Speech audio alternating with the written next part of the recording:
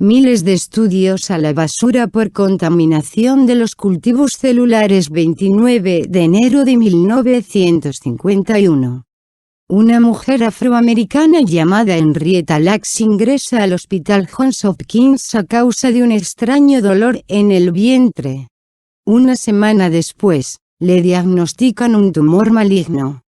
Por ese entonces, el médico George G. y su esposa llevaban 3 décadas intentando cultivar células cancerosas humanas en el laboratorio con la esperanza de encontrar la causa y la cura contra cáncer. Recibe la biopsia de Henrietta y la entrega a su asistente para que la inocule en botellas de vidrio con nutrientes específicos. 2 días después, las botellas rotuladas como ELA, las iniciales de la paciente, se habían llenado de células. G. y sus colaboradores no se emocionaron. Ya les había pasado que las células sobrevivían unos días para finalmente morir. Pero esta vez, las cosas fueron diferentes.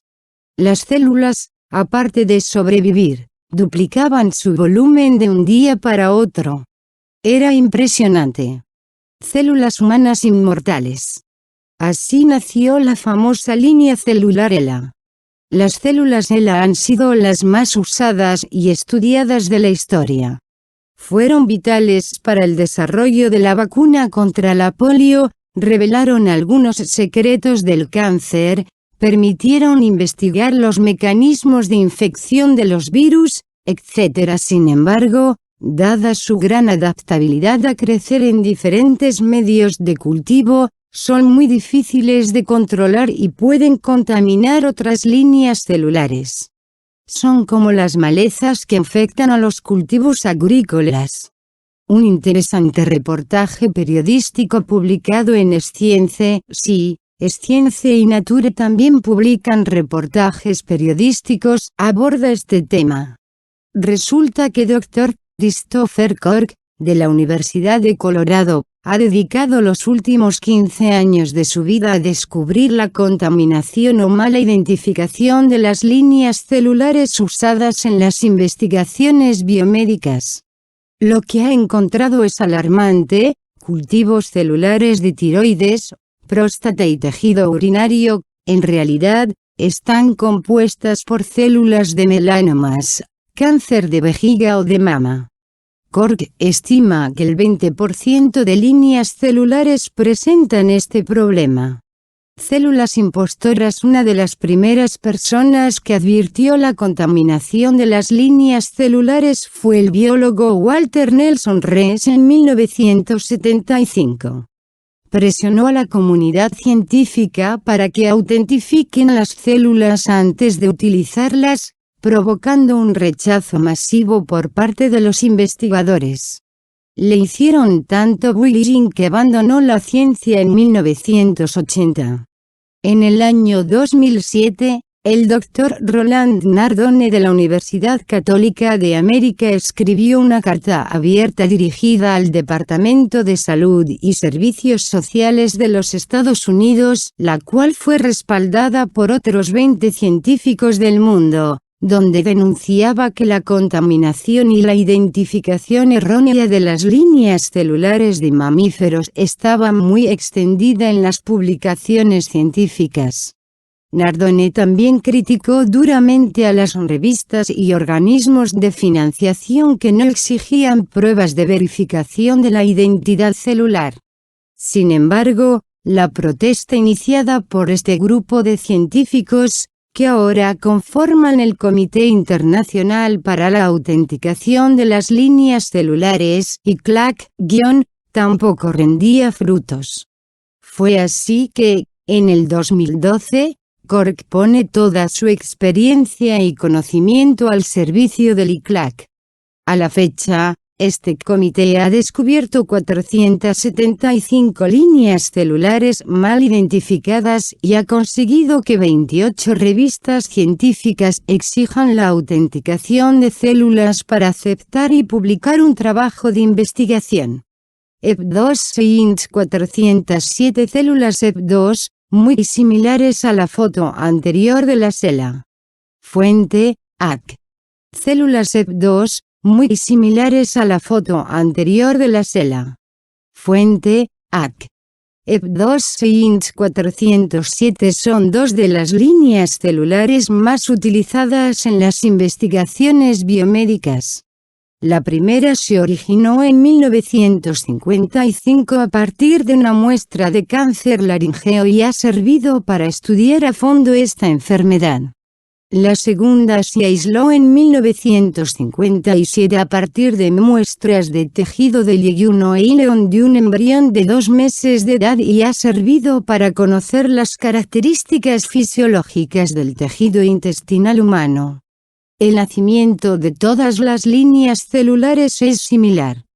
Todo empieza con una muestra de tejido, sea sano o canceroso, que logra sobrevivir y proliferar en frascos o botellas con nutrientes específicos, medios de cultivo.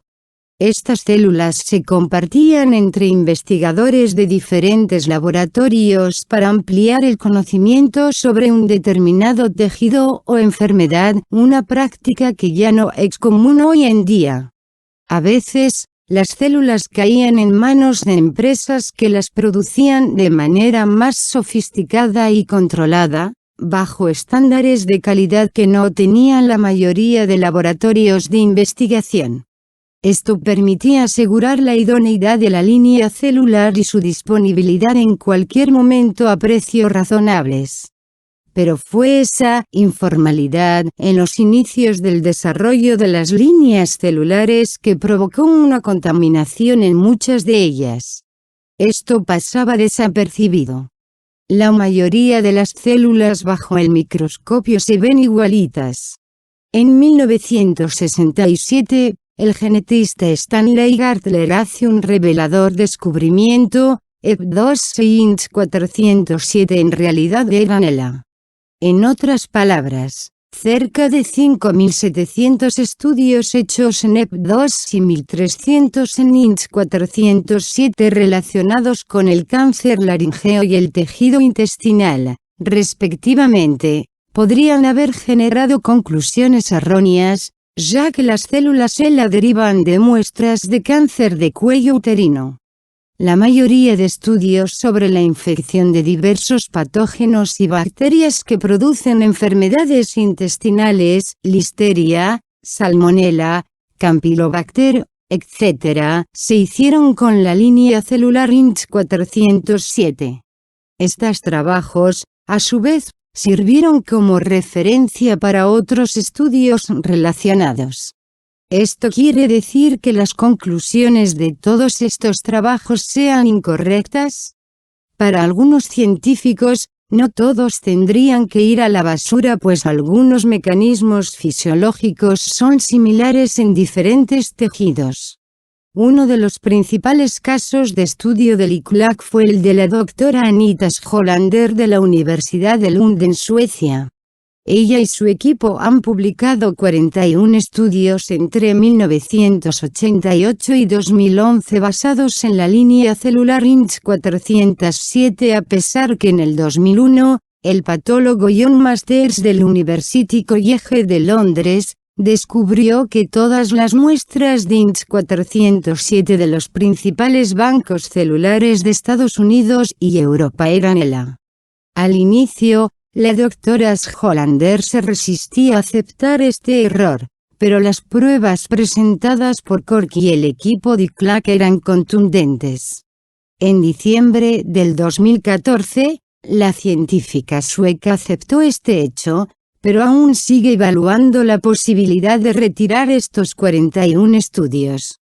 Cork ha estimado que al menos 40.000 estudios están relacionados directa o indirectamente con la línea celular INS407 y 174.000 con la EP2. El dinero invertido en las investigaciones basadas solo en estas dos líneas celulares podría alcanzar los $2.800 millones.